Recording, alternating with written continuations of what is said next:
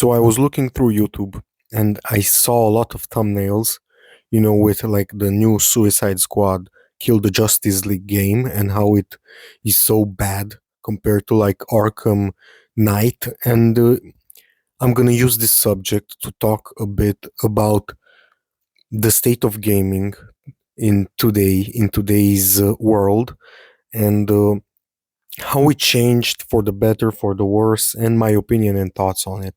So with each year, I just noticed that a lot of these big companies go with a lot safer routes, and most of the innovation comes from indie studios like Vampire Survivors, with the new genre of games, with innovative stuff that's really taking risks. And this is because the people that run these big gaming companies have become so big that they don't have any autonomy on making choices, basically. This is a common phenomenon in politics as well, because it's like there at some point there is a problem that's so obvious, but it has to go through so many systems and fail safes that it cannot be solved because you have to get the approval of 50 other people.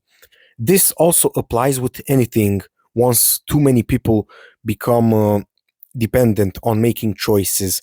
And this is a common problem in a lot of these companies and a lot of these like political issues. But I'm not going to get into politics. Like, sometimes good games happen, like Elden Ring happened, Baldur's Gate happened. Like, sometimes good games happen.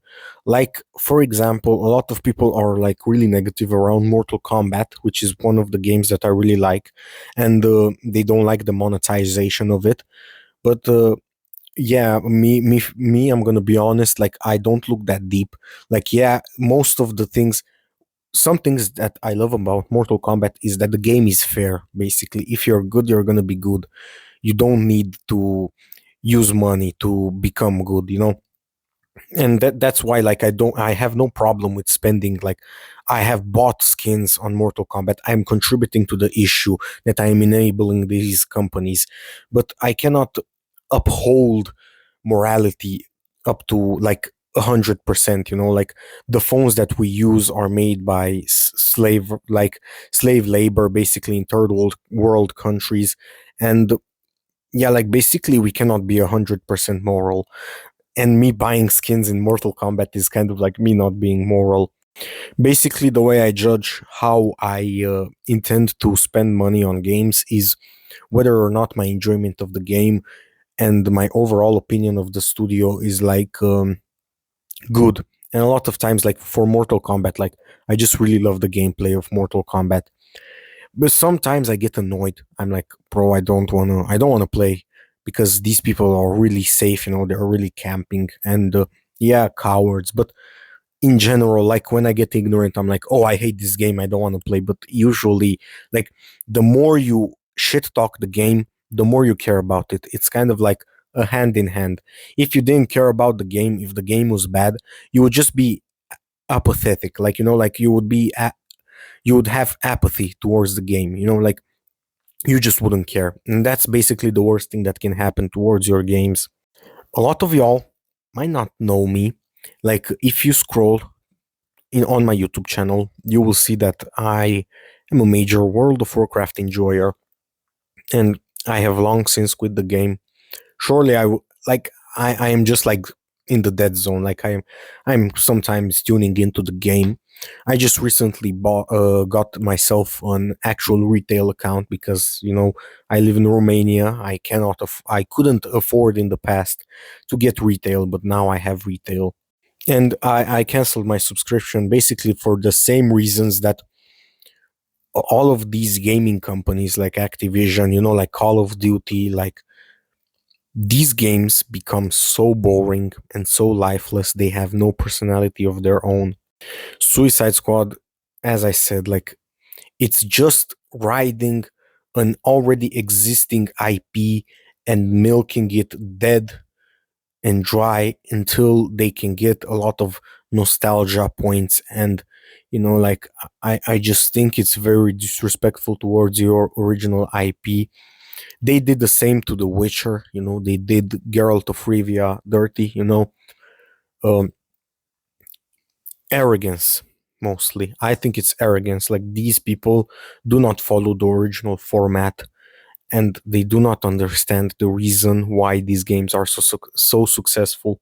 Spoiler, and I don't give a fuck about your spoilers. Like, Batman dies at the end of Suicide Squad, and I don't know. Like, a lot of y'all, like, yeah, it's a game, but like, I don't know, man. Like, I grew up with these games. The man that made the Batman voice is dead. Kevin Conroy is dead. Like, it's an absolute shame that his voice acting was wasted on that buffoonery. I can't even call it any other thing other than like absolute foolery, like absolute stupidity of writing that is. Like, literally, like, it's not even about the graphics. Like, I'm gonna be honest, like, the facial expressions on Harley Quinn are impeccable. Like, yeah, they could make Harley Quinn hotter. Yeah, the writing is bad, but there are good people at that company, and they are apparent. Like, as I said, the face, like, how her face moves, her facial expression and animations are incredible for her face. From the combat, I don't really like the combat, I'm gonna be honest. And yeah, a lot of people are like, you didn't even play the game. Bro, like, you have to understand, I would love to want to play these games. Like, I loved Assassin's Creed in the past, and I have played the games like religiously dedicated, basically. Like, how people are dedicated to religion, I played Assassin's Creed games. From Assassin's Creed to Brotherhood up to Odyssey, I played each game each year, not quite at release, but close to release. And I will be honest, like, Odyssey was the last straw. Like, it was the final nail in the coffin. I haven't even watched content about Assassin's Creed since then. The same problem. People not understanding their audience and why the games are successful. Assassin's Creed wasn't successful because of being an RPG. Like, nobody asked for this. Like, I want the power fantasy. Like, I want to feel powerful, man. And the games make you feel weak, and pathetic. A game that I would recommend if you're a person like me, is Cyberpunk. The game was incredible. Incredible. Like, yeah, it was like a third, but they polished it. It's kind of like a diamond hidden in like mud, and they basically cleaned up the diamond. Yeah, they have some bugs, but the game is impeccable in my opinion. Like, I love the game. Some of the things were like, like, yeah, but the game was so good and the gameplay was so good in my opinion that you overlook those things. So there are major issues, but I don't want to completely overlook all of the great games that have come out. As I said, Baldur Gate, Elden Ring, like, literally anything that Fromsoftware takes out, like, Armor Core 6. Like, there are a lot of companies that like constantly put out good games. Like, I'm gonna be honest, I kind of like the Resident Evil games. Like, yeah, they are trending towards the like the repetitive, not understanding their audience. I can see them in a few years not doing the same as Assassin's Creed did, basically. But for now, the games are really good. I loved the Resident Evil games, each of them. Some other games that I would suggest, like, if you're stuck and like, a lot of people don't want to start gaming, like, just pick up old games, like, genuinely, like Bloodborne. I would heavily recommend Bloodborne. Literally any Dark Souls except Dark Souls 2. Like, if you only play AAA games, you will have apathy towards this, and basically, like, a lot of things are wrong in gaming right now. Like, it's overcome by greed, and literally, like, You cannot point at something. Greed always finds a way. Like greed always finds a way, no matter the, even in politics, as I said, like no matter the political system, greed always finds a way. You cannot stop greed. It's built in our system. We are literally hyper intelligent monkeys. You cannot stop this from happening. You cannot stop people from being greedy. And to you as a viewer, what I would recommend, that you only play and buy games that you know for a certain you will enjoy, and that value your time and your money. And like, games are no longer art pieces. Like, look at something like Bloodborne, or like World of Warcraft Classic. Like, like that's an actual art piece, like literally like an art piece that you can play. It's like an original instrument, like an artistry of an instrument that you can play. That this is how these games are, man. Like, incredible games. And it's like there are still games like that. Elden Ring, like, play that game, and something will happen if we, the the audience and the consumers, will stop buying each FIFA game and stop falling for all of these stupid monetizations. Like, I'm guilty of this. I bought a lot of like Mortal Kombat skins and the combat pack, but I do this because I support NetherRealm and I love the gameplay of Mortal Kombat, and I think they deserve the money. Like, maybe people would call me stupid, but I love the Mortal Kombat games.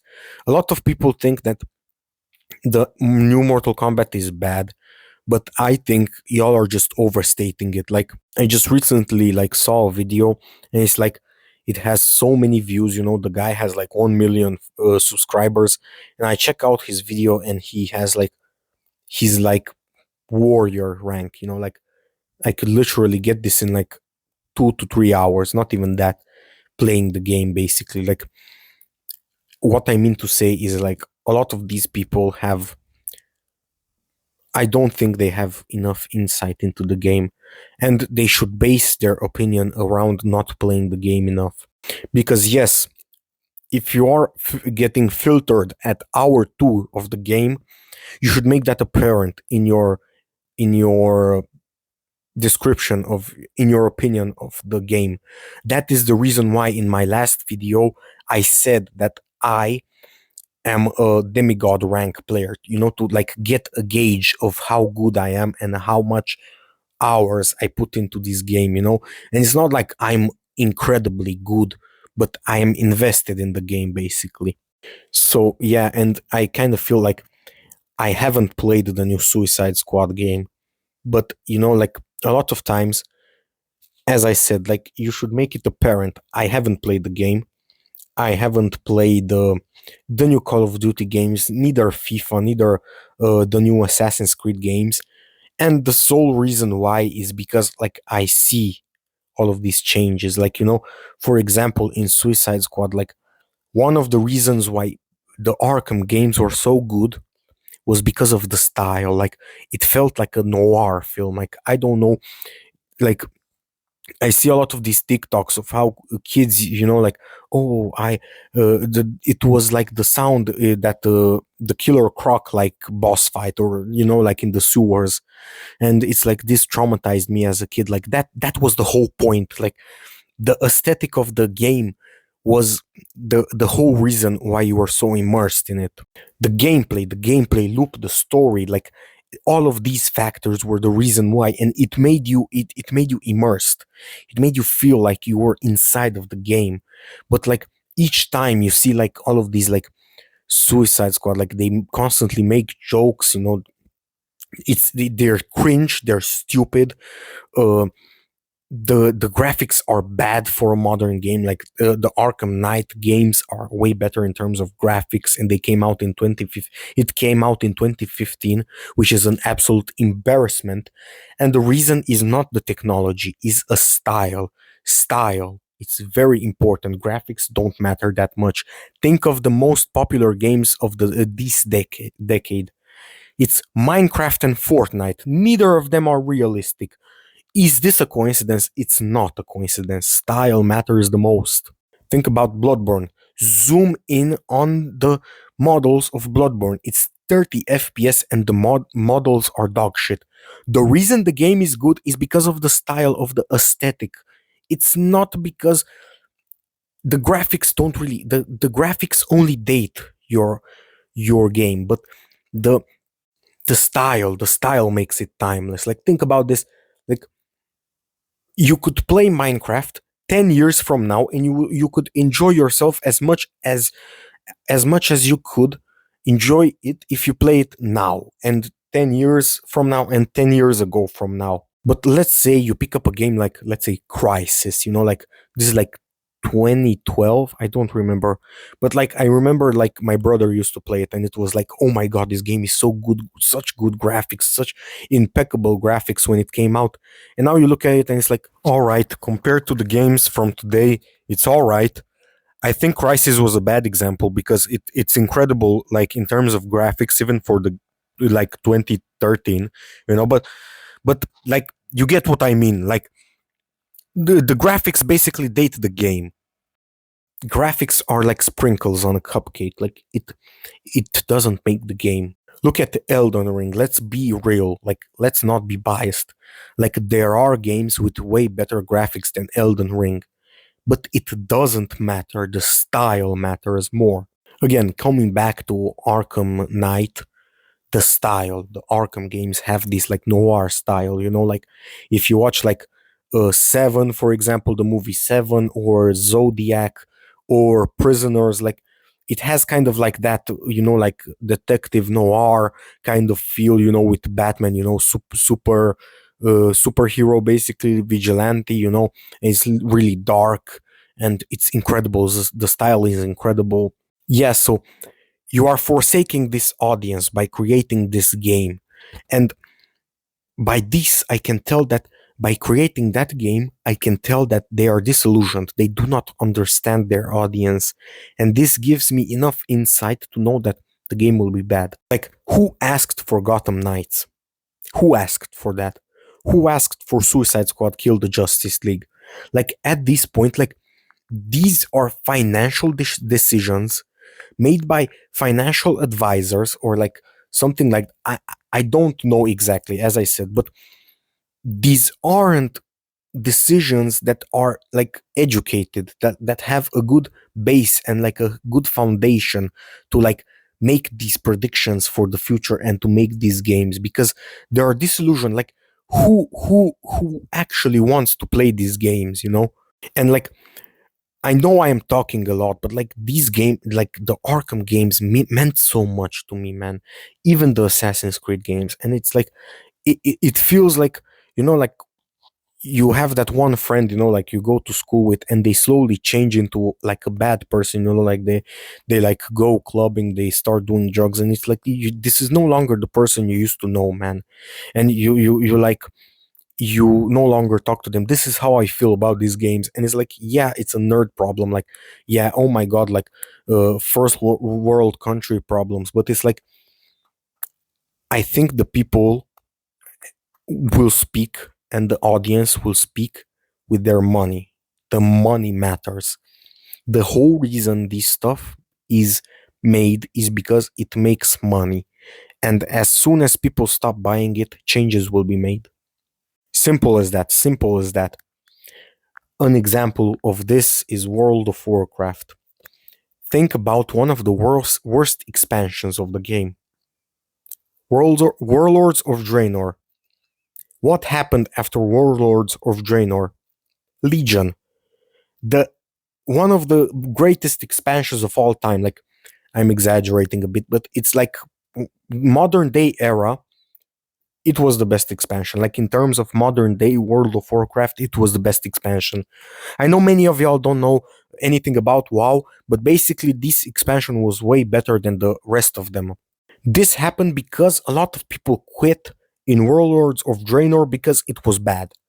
So basically, for people that don't play the game, don't play WoW, there was an update, a major update. People didn't like it, they quit, and the developer saw, oh my god, these people are quitting, let's make the game better. And they basically scrapped a lot of the content of Warlords of Draenor, and they started working on the new expansion. Basically, they just let the expansion fall as the one of the worst expansions of all time, so that they can make something better in the future. And it had its problems, but one, style, story, and gameplay. Gameplay is king. Like, gameplay and style are king. I saw, like, I'm gonna go off on a side tangent. I saw this game and I didn't even know about this game. It's called Alan Wake 2. Like, I heard about it, but I never saw gameplay.